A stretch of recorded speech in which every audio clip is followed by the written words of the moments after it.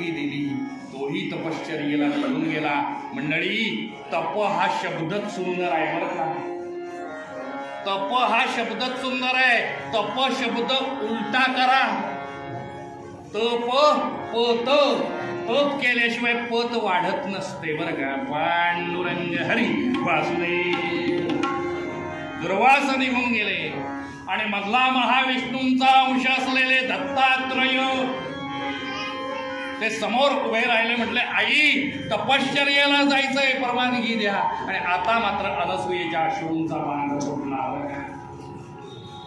2 मुलग्यांनी परवानगी मागितली, दिली. तुला परवानगी देणार नाही. आणि धर्मशास्त्र असं सांगतं, ऐकून ठेवा,